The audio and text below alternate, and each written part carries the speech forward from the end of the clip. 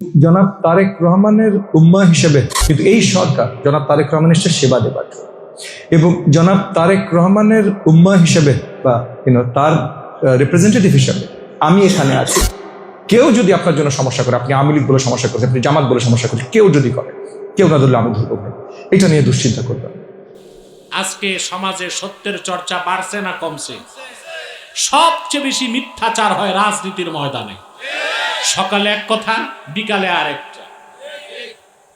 যেই রাজনীতিতে সততা নাই, সত্যবাদিতা নাই, আমানতদারি নাই, ওই রাজনীতি ভণ্ডামিতা জাহান্নামে পৌঁছায় দিবে। ইসলামী রাজনীতির মূল ভিত্তি হচ্ছে আমানতদারি, সততা, বিশ্বাস এবং পরিচ্ছন্ন মানসিকতা। ঠিক কিনা বলে? সকালে একটা, বিকালে একটা। তার কারণ হচ্ছে সুন্নত তরিকায় তো চলেন না, ইসলামী জিন্দিগি তো অনুসরণ করেন না। ওটা কি ভালো সন্তানের কাজ না কুলাঙ্গার সন্তানের কাজ? তাদেরকে আব্বাসী মুসলমান মনে করে না।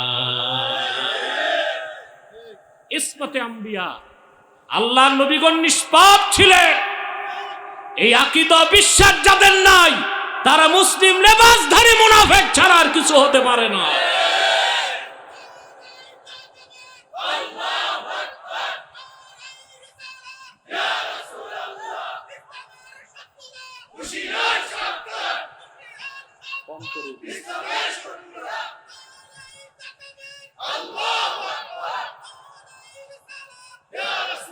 অহংকার করলো আর সে কাফেরদের দলভুক্ত হয়ে গেল, বলেন নাউজুবিল্লাহ। এবার দেখেন মুসলমান, ক্ষমা চাইলে আল্লাহ কত খুশি হন। আবারও সূত্রটা বলে দিচ্ছি, যার ঈমান যত বেশি, আল্লাহর মারেফত যার অন্তরে যত বেশি, সে তত বেশি আল্লাহর কাছে ক্ষমা চায়। সুবহানাল্লাহ। আমি কি কবরস্থানে না মাহফিলে? কেমনে বুঝবো?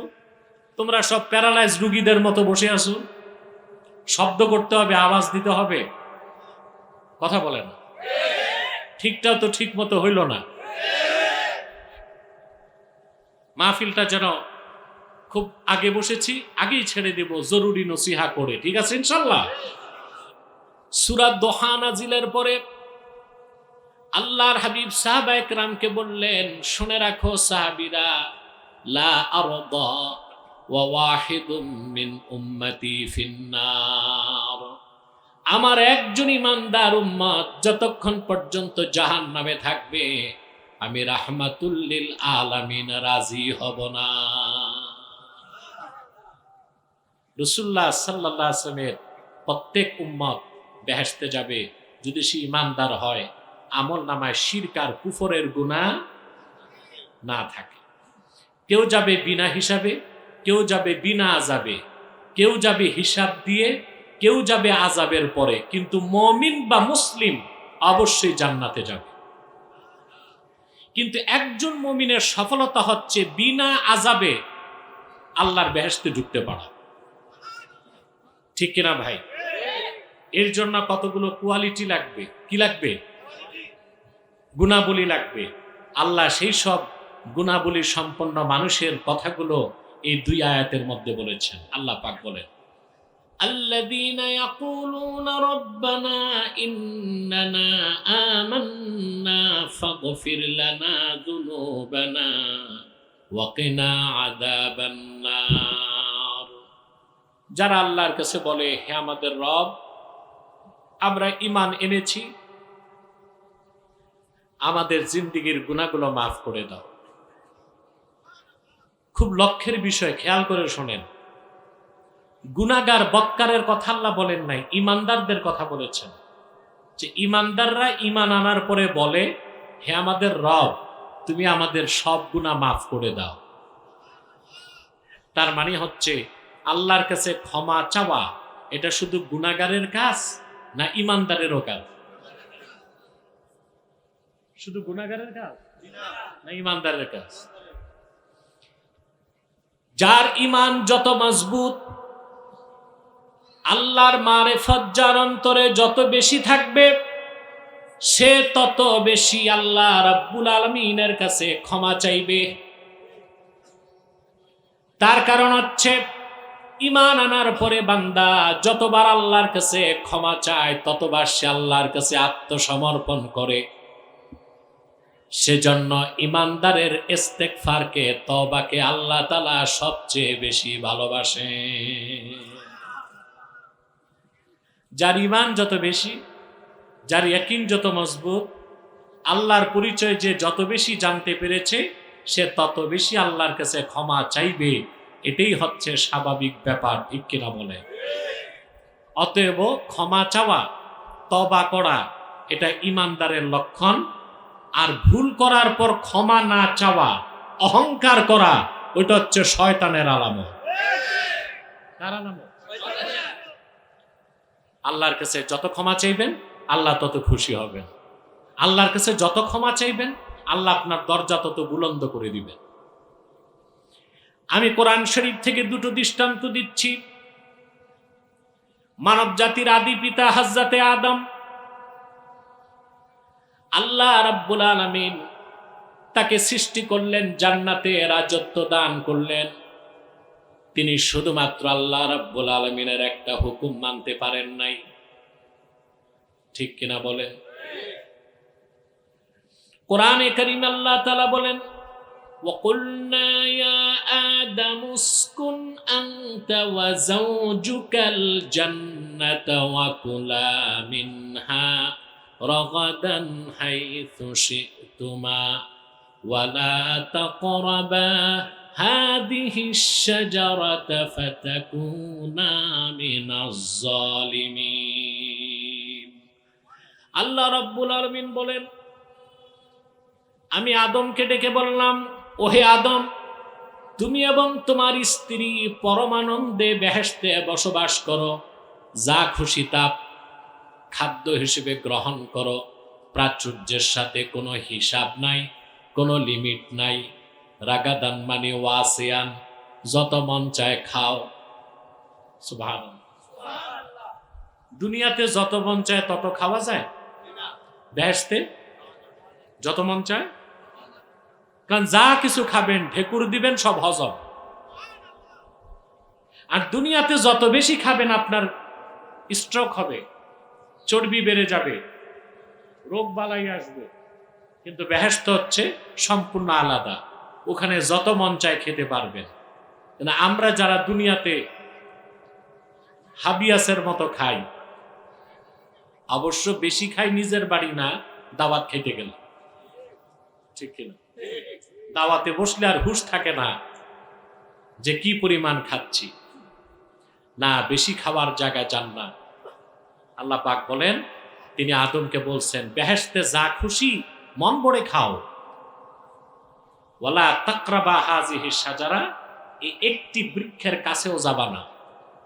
এই একটাই হুকুম ছিল না ভাই? শয়তানের প্ররোচনায় হুকুমটা তিনি মানতে পারেননি। দোষ কি আদমের না শয়তানের? কথা বলেন। আদমকে আমরা পাপী বলতে পারবো? দোষী বলতে পারবো? কারণ তিনি তো শুধু আমাদের পিতা নন, তিনি তো আল্লাহর নবী। আর আল্লাহর নবীগণ সমস্ত গুনাহ থেকে পবিত্র ছিলেন। আল্লাহর পয়গম্বরদের দোষ তালাশ করা মুমিনের কাজ না, মুনাফিকের কাজ।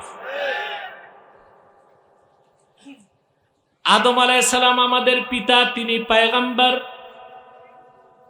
আহলুস সুন্নাল জামাতের আকীদা হচ্ছে আল আম্বিয়াউ মুনাজ্জাহুনা মিনাল কাবাইরি ওয়াস সাগাইর।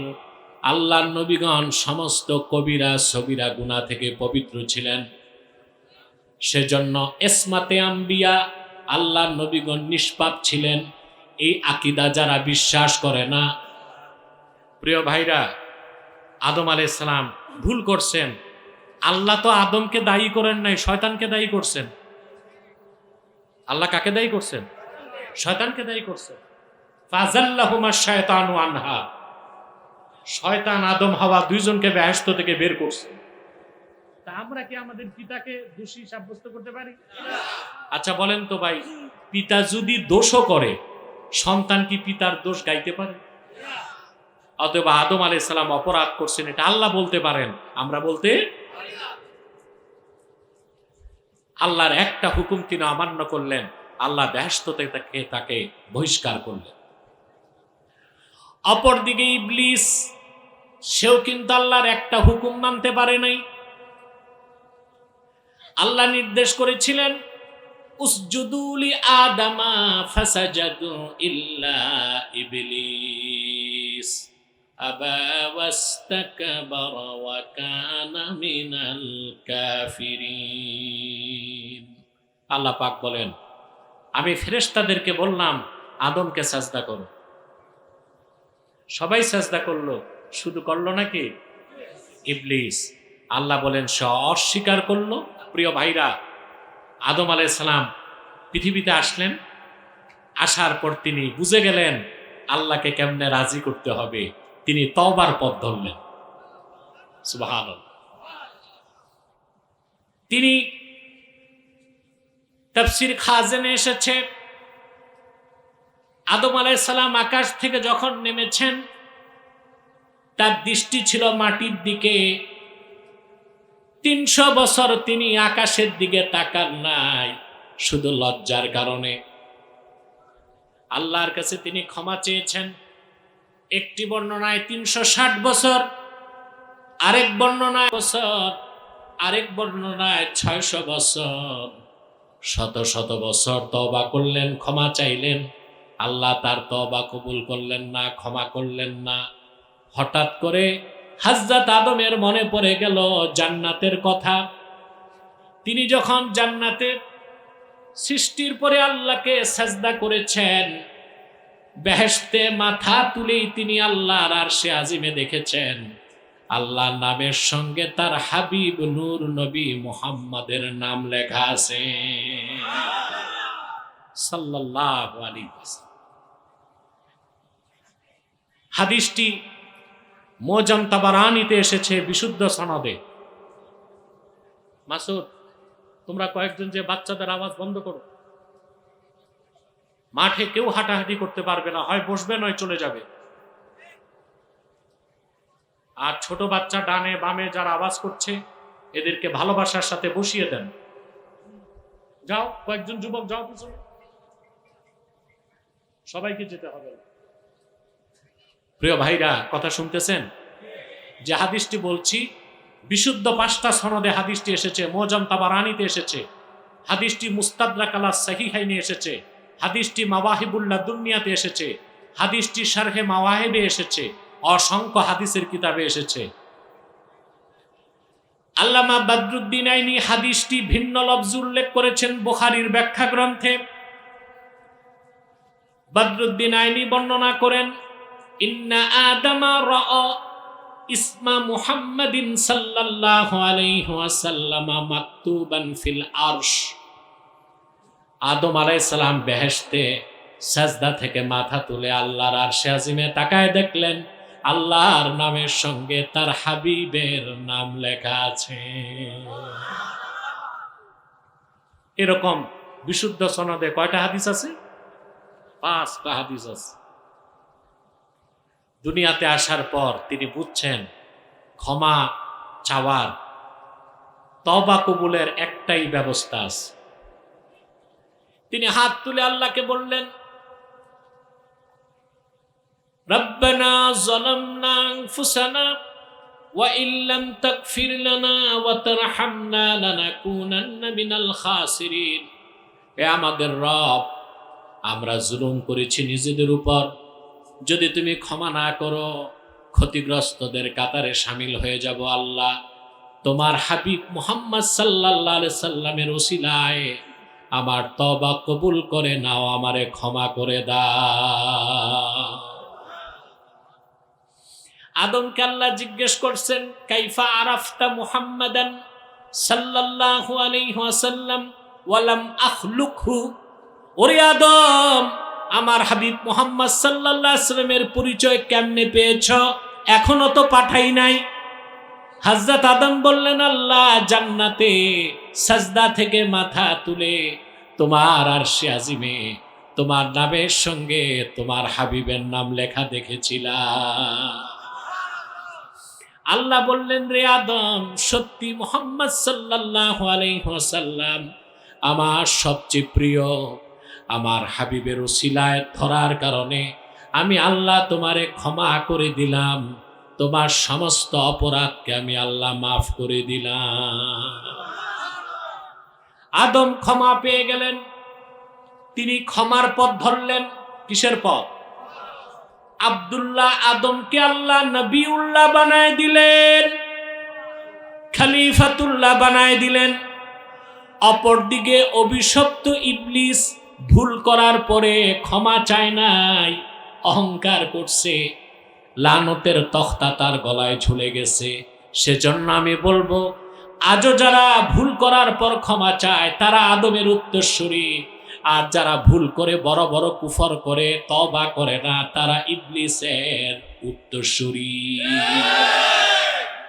কার উত্তরসূরি? ভুল করে কয় মাথা ঠিক নাই। তো মাথা ঠিক নাই এটা না পাবনা রাখবা, স্টেজে উঠেছো কেন? মাথা যখন খারাপ, এটা যখন হ্যাং হয়ে গেছে ইনস্টল করো। কথা বলেন, বলে মাথাটা ঠিক নাই। আরে ভাই, মাথা যার ঠিক নাই ওই রকম লোক ওয়াজ করা কি জায়েজ আছে না না জায়েজ? এই মূর্খের দল কিসের গায়ক নায়ক, পড়া নাই লেখা নাই, সব ইসলামিক স্কলার নাম দিয়া মাঠে নামাই দিছে জাতিকে বিভ্রান্ত করার জন্য। বড় বড় কুফর করে, বলে মাথা ঠিক নাই। পাইলটের যদি মাথা ঠিক না থাকে প্লেন কি উড়বে না ক্র্যাশ হবে? সেজন্য পাইলটদের আপনার স্বাস্থ্যের প্রতি সবচেয়ে বেশি সিভিল এভিয়েশন নজর রাখে, যে পাইলটের স্বাস্থ্য ঠিক আছে কিনা, মনটা ঠিক কিনা, মাথাটা ঠিক কিনা, নতুবা প্লেন তো ক্র্যাশ করবে। ডাক্তার যদি মাথা খারাপ হয় তো রুগীকে ওষুধ দিলে রুগী বাঁচবে না মরবে? একেবারে জলজ্জান্ত বাস্তব কথা বলছি। নারায়ণগঞ্জে একজন ডাক্তার ছিল, সরকারি ডাক্তার। তো ডাক্তার সাহেব মাঝে মধ্যে আবার মদ খেত। এখন মদ খেয়ে রুগী দেখতেছে, আর তার বিল্ডিং এর কাজ হচ্ছিল। রুগীর প্রেসক্রিপশনে মাতাল অবস্থায় লিখে দিছে 4 বস্তা সিমেন্ট। এখন সব ফার্মেসি যাচ্ছে, বলে এই নামে তো ওষুধ নাই, এটা আবার কোন ওষুধ? রুগী সিমেন্ট দিয়ে কি করবে? রুগী ফিরে আসছে ডাক্তারের অ্যাসিস্ট্যান্টের কাছে। অ্যাসিস্ট্যান্ট বুঝে গেছে স্যার নেশা অবস্থায় কাজটা করছে। ভিতরে যে কয়, স্যার করছেন কি? আপনি তো ওস্তাগার রেজা লিখে দিবেন, ওটা তো রুগীরে লিখে দিছে। 4 বস্তা সিমেন্ট, প্রেসক্রিপশন ছিঁড়ে আবার ওষুধ লিখে দিছে। মাতাল ড্রাইভার গাড়ি চালাতে পারে না, মাতাল পাইলট প্লেন চালাতে পারে না, মাতাল ডাক্তার চিকিৎসা করতে পারে না, মাতাল বক্তা ওয়াজের মাঠে ওয়াজ করার কোনো অধিকার রাখে না।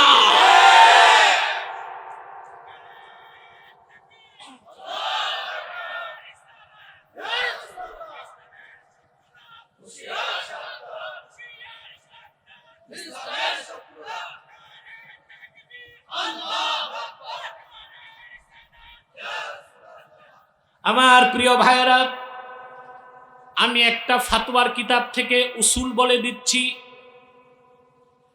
হানাফি, শাফি, মালিকি, হাম্বলি সব মাযহাবের ইমাম একমত, ইন্না ইস্তিগফাফাল আম্বিয়াই কুফরুন, আল্লাহর নবীগণের শান খাটো করা কুফরি। এটা কি কুফরি?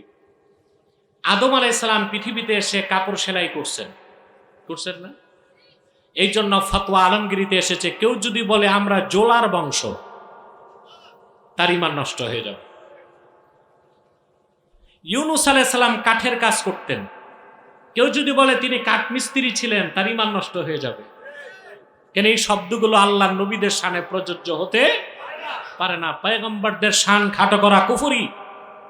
এই যদি হয় পূর্বের পয়গম্বরের ক্ষেত্রে, তাহলে যিনি খাতামুন নবিয়্যিন, সাইয়্যিদুল মুরসালিন, সরওয়ারে কায়নাত মুহাম্মদ মুস্তাফা সাল্লাল্লাহু আলাইহি সাল্লাম, ওনার আরশ চুম্বি সম্মান মর্যাদার বিরুদ্ধে যদি বক্তব্য কেউ দেয়, সে কাফের এবং ওয়াজিবুল কতল। তার গর্দানকে উড়ায় দেওয়া শরীয়তের নির্দেশ।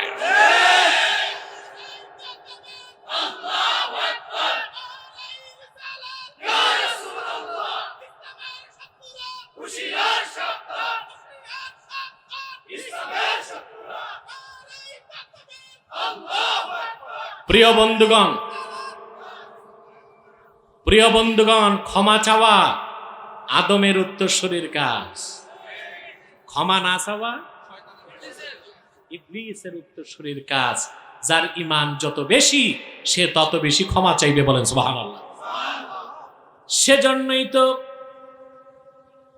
আখিরি নবী রাসূলগণের ইমাম আমার নূর নবীজি মুহাম্মদ সাল্লাল্লাহু আলাইহি ওয়াসাল্লাম, যার খাতিরে আল্লাহ আকাশ জমিন আরশ কুরসি লৌহ কলম সৃষ্টি করেছেন, আল্লাহর হাবিব বলেছেন, ইন্নী লা আস্তাগফিরুল্লাহ ফি কুল্লি ইয়াউমিন ৭০ মাররা, আমি প্রতিদিন আল্লাহর কাছে ৭০ বার ক্ষমা চাই। কতবার? অন্য রাওয়ায়াতে এসেছে ১০০ বার। শুধু গুনাহ থাকলেই ক্ষমা চাইতে হয় না, যার ইবাদত যত বেশি, আল্লাহর মারিফত যার অন্তরে যত বেশি, সে তত বেশি আল্লাহর কাছে ক্ষমা চাবে। সেজন্য রাসূলুল্লাহর উম্মতের মধ্যে যারা খাঁটি ঈমানদার তাদের কথা আল্লাহ বলেন, আল্লাযীনা ইয়াকুলুনা রাব্বানা ইন্নানা আমান্না ফাগফির লানা যুনুবানা ওয়া কিনা আযাবান নার। উম্মতে মুহাম্মাদীর যারা ঈমানদার তারা বলে, হে আমাদের রব, নিশ্চয় আমরা ঈমান এনেছি, আমাদের জিন্দেগীর সব গুনাহ মাফ করে দাও, আর জাহান্নামের কঠিন আযাব থেকে আমাদেরকে বাঁচাও। এই মানুষগুলোর কতগুলো গুণাবলী থাকতে হবে? 5টা গুণ। কয়টা? আমি বলবো, আপনারা গুনবেন, পারবেন ইনশাআল্লাহ। الصابرين والصادقين والقانتين والمنفقين والمستغفرين بالأسحار। যারা ধৈর্যশীল, সুবহানাল্লাহ, সবর ছাড়া, ধৈর্য ছাড়া মুমিন হওয়া, ওয়াসাদিকিন সত্যবাদী,